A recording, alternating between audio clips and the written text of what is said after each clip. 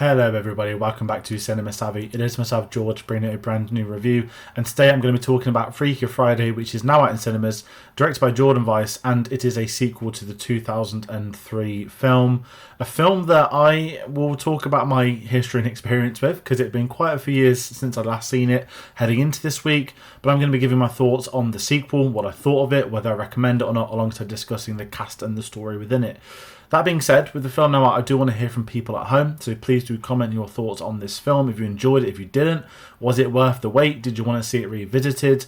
I know that obviously Freaky Friday, there's been many different adaptations of it. I think there were books back in the day, and there's been TV shows and films, so it's obviously not the original product some people will talk about, but I am curious to know what people's attachment, especially with obviously the 2003 one, which is obviously the predecessor to this, so I'm curious what people think. And you can get in contact with us on social medias as well. Facebook, Twitter, Instagram, Letterboxd and Blue Sky, all of which are in our Linktree link in the description below. But let's talk this film. And I'm going to start off with the original. It came out in 2003. And I have one memory watching this film. I've seen this film once until this week. We rented it at Blockbuster, and that really did throw me back to the old days. Sometimes at term time, our parents would let us rent a DVD or VHS each. I grew up with two older sisters, and Freaky Friday I distinctly remember seeing with them in the off season of a school. And I couldn't tell you what year, when it was. Obviously, we're going early, mid-noughties, probably at the absolute latest. But I hadn't gone back to this film until this week leading up to the new one. And I'm going to say this about the new one. I hadn't seen a single trailer. The only thing I had seen was the poster to make the thumbnail on and the photos that I put in our social media feeds. I haven't seen a trailer. I've not seen this advertised once outside of press interviews. I knew there was a premiere a few weeks ago here in the UK. And that was kind of it. So I don't know what's in the trailer. I don't know what's been marketed, what hasn't. So there is a potential for minor spoilers if there is what could be a great twist, which I'm going to maybe ask people to comment on and I'll research after. But it's always interesting in legacy sequels. And with the new one, it being 20 plus years later, we know that obviously Jamie Lee Curtis won her Oscar in the last couple of years.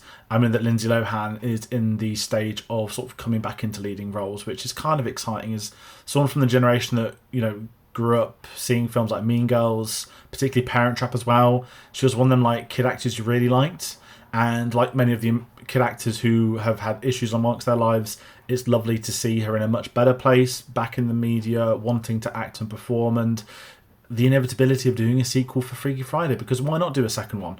And I think you combine it with obviously Jamie Lee Curtis's success of recent years, it absolutely makes the best time to do it. So I can't sit here and say I was buzzing, I was excited, but I was somewhat curious because I do like a good body swap film. I think when they're done well, they're really interesting. And rewatching the original one this week, it really has held up very well. Yes, it's coded so far into the early noughties, the appropriate setting, but a lot of it holds up today. The performances, the acting, especially Lindsay Lohan's performance, that kind of gave me a bit of hope for the sequel, that I didn't want this to be like a cash grab. They're coming back, they're phoning it in, and it's safe to say that they didn't phone it in. I actually liked this film a lot more than I thought I would. I was a bit sceptical and a bit nervous, but I ended up enjoying myself at the cinema, and I think a lot of that is down to the cast. And if I talk about the story of the film, here we are 20 plus years later. The story I have, I don't read the official narratives, I like trying to do my own, but single parent Anna is marrying Manny Jacinto and will have a stepdaughter who does not get on with her own daughter. I'm going to put it as the basic premise because I did not know about the daughters coming into this. And where this story goes with the swap, and this maybe is a spoiler if it's not in the trailers. If it is in the trailers, I'll find out, so apologies. But the body swap is not Lindsay Lohan and Jamie Lee Curtis once more. They are swapped with the daughters. So the daughters become Jamie Lee Curtis and Lindsay Lohan, and Lindsay Lohan and Jamie Lee Curtis become the daughters. And I'll go through my performances and what I thought of them each, but I really liked this concept. It reminded me a little bit of Jumanji regarding the age type swapping of them, especially the newer Jumanji, I should probably be saying. But this just kind of caught me off guard, and I was sat there, I'm intrigued to see what it's going to be about. And I did not know Manny Jacinto was in this film until yesterday. Obviously, Kamir from The Acolyte. Obviously, he was in Top Gun Maverick as well. And I'll talk about performances of him in this too, but this cast I really did enjoy. And if I stick with talking about the main two, Lindsay Lohan, Jamie Lee Curtis, I think I'm not going to bash her performance. I think Lindsay Lohan was by far the strongest of the two. And I think just like that original film, maybe it's just my thoughts on Jamie Lee Curtis, but I know it was the logic we're putting a teenager into Jamie Lee Curtis, she's going to act like that. But it didn't feel authentic to teenagers. And granted, this isn't meant to be real. This is it's a family comedy drama, teen film, whatever you want to call it. But something never worked about her performance as much as Lindsay Lohan playing the stern mother figure. And what I really enjoyed with this film was having Lindsay Lohan now getting the chance to play her teen self. Jamie Lee Curtis going back to play a teen self again, this time being a British one. But it didn't work with me on Jamie Lee Curtis in regards to the comedy angle, because all of the humour is essentially just age-based jokes, and I just didn't find any of it very funny. I might be in a minority, if I'm totally honest. I don't know what other people think. I've not read other reviews yet. Whereas Lindsay Lohan being swapped with her daughter, I really liked it. Also, the fact Jamie Lee Curtis is being essentially swapped with her, what would be step granddaughter, is also a little bit different for the personality side of things. But I really liked Lindsay Lohan's performance in this film. And as I said earlier, it's great to see her back on the big screen. And if she wants to do more leading roles, if she's up for more, then I thought she demonstrated that she can still do it. And I've really enjoyed her performance. I think she was one of the strongest. But maybe my favourite performance in this film is Julia Butters, who plays her daughter Harper, who many people will recognise from Once Upon a Time in Hollywood. Yes, she's quite a few years old now. That film was 2019, 6 years ago, is a crazy amount of time. Obviously, this point in time, she's then having her mother become her character.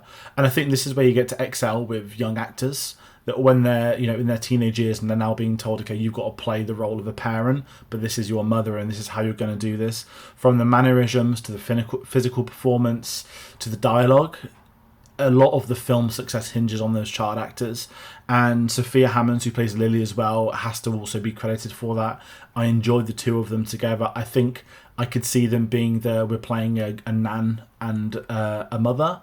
Whereas, as I said, it didn't necessarily work for me seeing Jamie Lee Curtis being another teenager, but it did work with Lindsay Lohan being one. So I really enjoyed the cast, and I liked the concept for swapping all four of them.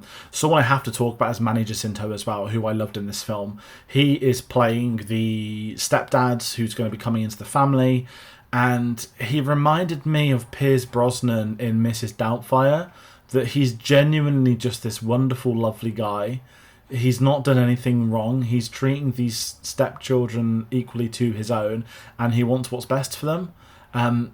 Obviously, the whole logic of Mrs. Doubtfire is you're meant to hate Pierce Brosnan because he's, it's Robin Williams and it's against him. But Pierce Brosnan's one of the most unluckiest characters in that film, and I thought Manny Jacinto was great in this. I thought it was very funny at times. He was very human, and he's got some of the most dramatic scenes. That being said, it did leave me wanting a little bit more overall the film. And I'm not just sitting there saying give us cameos. Mark Carman, who plays Ryan, who was obviously essential to that first film, going into that stepdad role. He has probably my favourite scene of that first film, when he speaks about, obviously, the fact he wants to marry Jamie Lee Curtis, why he's giving time to Lindsay Lohan. We don't get as much from him in this, but he does get one great scene where he sort of reflects on life. And I've got to just say, Mark Harmon, the actor, looks so much like Harrison Ford. It's quite, at times, wondering, is that Harrison Ford? Of course it wasn't Harrison Ford. But I liked him in this. We only got a few scenes with him. We get Chad Michael Murray coming back playing Jake, who I thought was very funny.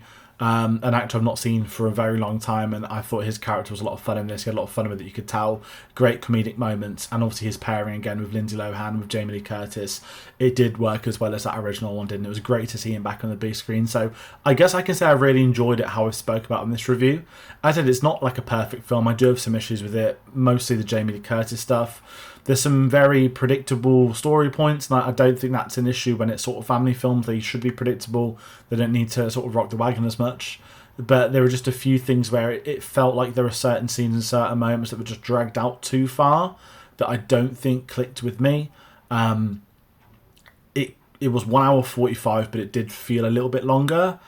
I'm not saying all shave 10 minutes off, because that seems to be a thing. Everyone just says make it shorter, but there are certainly elongated moments, jokes and sequences that I just think if it was a little bit tighter, it would have flowed that bit much more.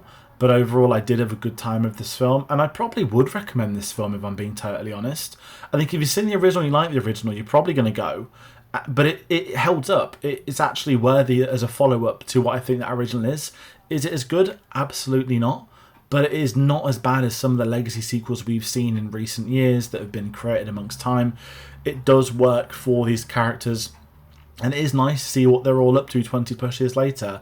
And I don't always feel like that with legacy films, so that's a very positive way of me rounding out this. If it's not your type of film, it's not your type of film, that's not a problem. But as far as body swap films go, I think it delivered, and it had the entertainment value, obviously, as I said, with some issues. So that is my review on Freakier Friday. I hope you've enjoyed it. Comment your thoughts, because I'm really curious about this one. I don't know many people that have seen it so far. I've been sort of reading some reviews, checking some stuff out after. What else is coming up on the channel? Well, I was meant to do a double bill with Weapons today. I should have been doing Weapons first, but I cocked up the cinema time. So when my screening of Freakier Friday finished, it was actually 10-15 minutes into Weapons. So I will be going to the cinema again at some point this weekend to see it. And I might be doing a review on the new War of the Worlds, the Ice Cube film, because I'm just hearing too much about it. I think I need to see it and see what I want to do with that. So some more reviews to come. There's always things going on the channel. It's very busy. Everyone's support is always appreciated. And we'll be around to do a lot more film discussions. So that's me rounding out. Thank you all so much for watching, and I'll see you on the next one. Take care.